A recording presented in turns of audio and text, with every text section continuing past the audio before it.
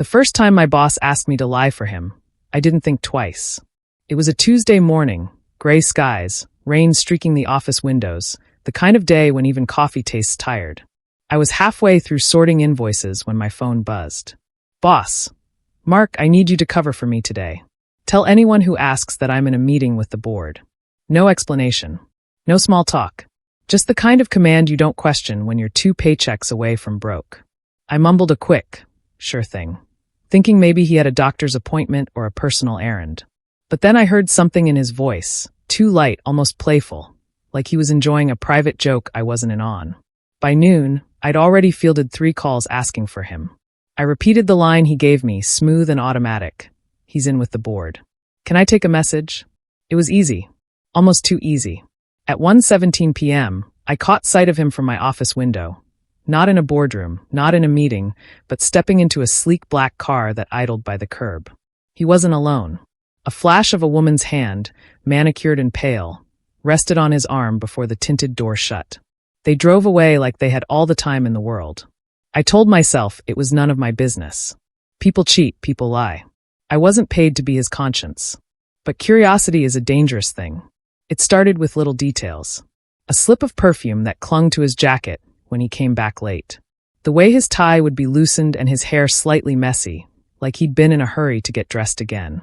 And always, that smirk when he'd thank me for keeping things quiet. That day, though, something felt different. Maybe it was the boredom eating at me, or maybe it was the way he'd looked over his shoulder before getting in the car. Whatever it was, by the time my lunch break rolled around, I'd already made up my mind. I grabbed my coat, told the receptionist I was stepping out, and slipped into the street. The rain had stopped, but the air still smelled like wet asphalt. I spotted the black car 2 blocks ahead, weaving through traffic. My pulse quickened as I followed in my own beat-up sedan, staying far enough back not to be noticed. We left the busy downtown streets and drifted into the quieter part of the city. Old buildings, boutique hotels, narrow roads where secrets feel at home. His car pulled up to the side entrance of a place I'd never noticed before. The woman stepped out first. And that's when the world tilted. She turned her head just enough for me to see her face, the curve of her jaw, the familiar swing of her dark hair. It was Anna, my wife. For a second, I thought I was seeing things.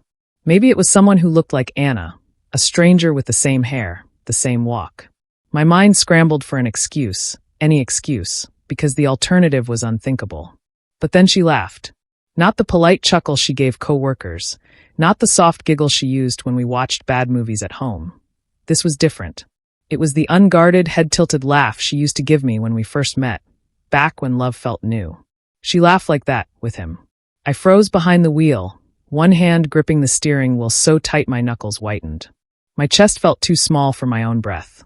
The man she was smiling at, my boss, touched the small of her back as if it belonged to him, and she didn't flinch. She leaned into it. They slipped inside the hotel, his hand still there, like it was the most natural thing in the world. I sat in my car, engine idling, the wipers swiping away a few stubborn drops of rain. My brain was stuck in a loop. What is she doing here? Why is she with him? What the hell is going on? For years, Anna had been traveling for work. Conferences, client visits, seminars. She'd leave with a suitcase and come back smelling like hotel soap, tired but smiling. I'd never questioned it. I believed her.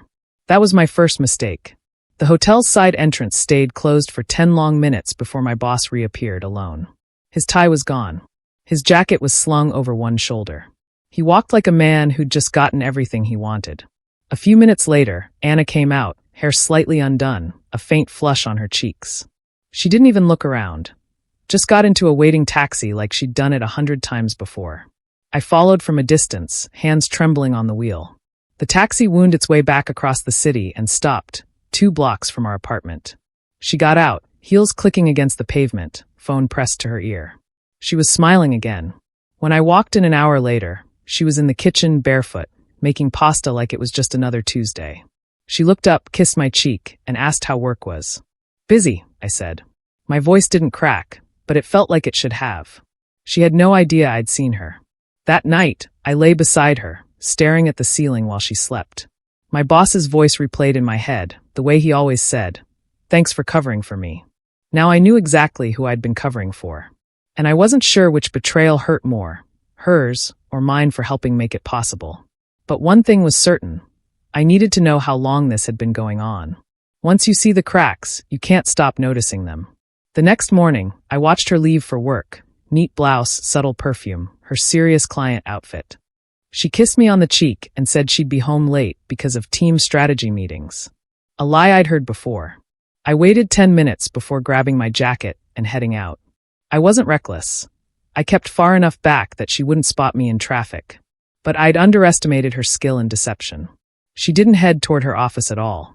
Instead, she drove across town to a cafe near the financial district. She sat in the corner by the window, phone in hand, looking normal. Too normal. I almost convinced myself I'd been paranoid, until my boss walked in. No hesitation, no quick glances around. He sat down like it was their regular table, his hand brushing hers across the menu. Something hot and ugly twisted in my gut. They talked for maybe 20 minutes, then left together, heading toward a parking garage. I stayed put.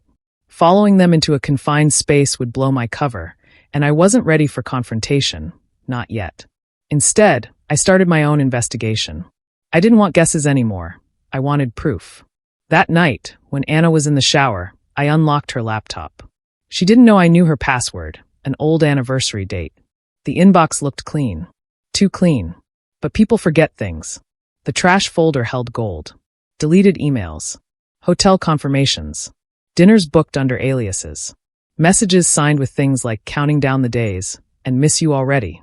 One subject line made my stomach drop. Same sweet as last time. Can't wait.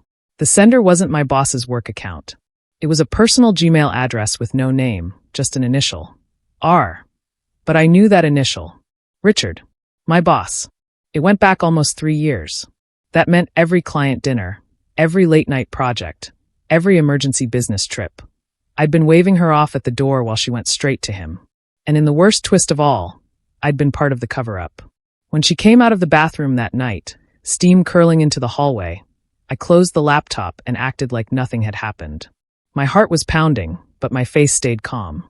If I confronted her now, it would just be her word against mine. She'd deny, twist, maybe even cry until I doubted what I'd seen. I couldn't let that happen. No, if this was going to end, it had to end on my terms. And I needed more than just emails. That's when the plan started to form. I spent the next week pretending to believe her excuses, pretending to laugh at her stories from work, pretending I wasn't counting every hour she spent away from home. The hardest part wasn't faking the smiles.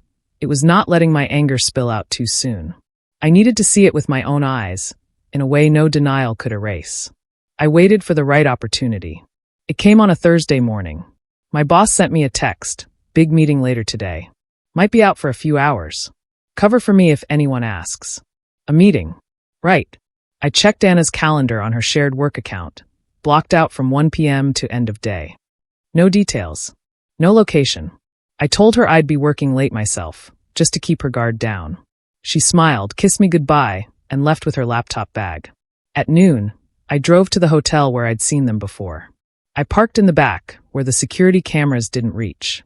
In my bag was my old DSLR camera, high zoom lens, fast shutter, silent mode. I'd used it years ago for street photography. Today, it had a new purpose. At 12:46 p.m., Richard's black Mercedes rolled in. He stepped out in a crisp suit, carrying nothing but his phone. 10 minutes later, a familiar silver sedan pulled in. Anna. She walked into the hotel lobby like she owned the place, confident, hair perfect, lipstick just a shade bolder than usual. Richard was waiting inside. They didn't even bother with awkward small talk. They went straight to the elevator. I followed just far enough to catch the number on the display as it climbed. Floor 9. For the next 2 hours, I sat in my car, fighting the urge to storm in. Instead, I used the time to prepare, camera ready, phone recording in my pocket, every nerve on edge. At 3:09 p.m., they came down together. Anna's hair was slightly tousled. Richard's tie was loose. He was grinning like a man who thought the world owed him nothing but pleasure. She touched his arm as they stepped out into the sunlight. Click, click, click. 3 perfect shots, all in focus. They stood by his car for a moment, close enough that their shoulders brushed. Then he leaned in and kissed her. Not a quick peck, but a slow, claiming kiss. She didn't pull away. The sound of my camera shutter felt louder than a gunshot. even in silent mode. My chest was tight, but not from heartbreak anymore. From certainty. This was it. The final proof. But proof is only half the weapon. The other half is timing. I didn't go home that night. I drove aimlessly for hours, replaying the images over and over in my mind. Her lipstick smudged, his smug smile, their bodies leaning into each other like the rest of the world didn't exist. Anger had burned hot at first, but now it had cooled into something far more dangerous: precision. By the next morning, I knew exactly what I was going to do. And I knew exactly when. Richard had been pushing for a major corporate event, a high-profile dinner with potential investors. Everyone important would be there: executives, partners, the board. And of course, the invited spouses. It was meant to showcase unity, trust, and strength. I was going to use it to blow everything apart. The first step was securing my evidence. I uploaded the photos to a cloud drive, along with the hotel confirmations and emails I'd collected. Then I made a private slideshow, time-stamped images, incriminating text excerpts, and one final picture that would shatter any doubt: the kiss outside the hotel. The second step was ensuring they'd be in the same room, with no escape. That was easy. Anna never missed a chance to dress up and bask in the glow of Richard's corporate circle. The third step was the element of surprise. In the days leading up to the dinner, I acted like nothing had changed. I made her coffee in the morning. I laughed at her jokes. I even suggested she buy a new dress for the event, telling her she deserved to stand out. She didn't need much convincing. Meanwhile, at the office, I was all efficiency and loyalty, covering for Richard when he stepped out, making sure he saw me as harmless.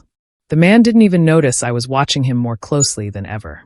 By Friday night, the ballroom at the Grand Regency Hotel was glowing with chandeliers and the clink of champagne glasses. I arrived early, making sure the presentation equipment was working perfectly. My official role was to handle the investor pitch slides. No one suspected a thing. At 7:14 p.m., Richard walked in with Anna on his arm. She wore a deep red dress, the kind that draws every eye in the room. Her smile was effortless, the kind she used to give me when we were still us. The irony almost made me laugh. When Richard's turn to speak came, I stood by the laptop ready. The giant screen behind him lit up with the opening slide, his company logo, the polished title of his speech. He started talking, confident, charming, the perfect host.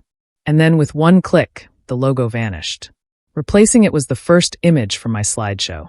Anna, Richard, hand in hand, stepping into the hotel. The room froze. For a full 3 seconds, the room was silent. Not the polite, waiting for the speaker kind of silence. This was the kind that swallows oxygen, the kind that means everyone has just seen what they weren't supposed to. Richard froze mid-sentence. Anna's smile collapsed. Before either of them could react, the second slide appeared. Richard's arm around Anna in the hotel lobby. Both of them laughing. Gasps rippled through the tables. Chairs shifted. Someone's wine glass tipped over with a soft crash. Richard tried to turn toward me, but I clicked again. The kiss. Big, clear, undeniable. There was no mistaking who they were. No mistaking what it meant. A low murmur began spreading across the room, swelling into a wave of whispers. Investors craned their necks. The board members leaned in toward each other with the sharp, assessing looks of people already calculating damage control. Anna stood up abruptly, her heels scraping against the polished floor. "Turn it off," she snapped, her voice cracking. I didn't move. Instead, I stepped forward, microphone in hand. My voice was calm, colder than I'd expected it to be. "Ladies and gentlemen," I said, "I've been asked to cover for my boss many times. Late meetings. Sudden absences. This is where he's been." Gasps again. A few people actually laughed, short, sharp bursts of disbelief. Richard's face was a shade I'd never seen before. "Stop this right now or you're fired," he barked. I smiled. Already resigned. Another click. The final slide. Screenshots of hotel bookings under Richard's corporate expense account. And Anna's work travel itinerary, same dates, same cities. Years of it. Someone near the front muttered, "Oh my God." The whispers became chatter. Phones were out. Pictures were being taken. Richard stepped toward me, but 2 board members intercepted him, their faces like stone. Anna grabbed his arm, hissing something into his ear, but he shook her off. I took a slow breath, soaking in the scene. I hadn't just caught them. I'd burned them in front of everyone whose opinion they valued. When I finally walked out, The murmurs followed me all the way to the lobby. Behind me, Richard was being cornered by the board, Anna by a cluster of women whose eyes glittered with either judgment or curiosity. Outside, the night air was cool and quiet. For the first time in months, my chest felt light. Not because I'd won exactly, but because the game was over and I'd played the last move. And judging by the look on Richard's face as I left, he knew it too. If you enjoyed this story, make sure to like, subscribe, and hit the notification bell. Thank you.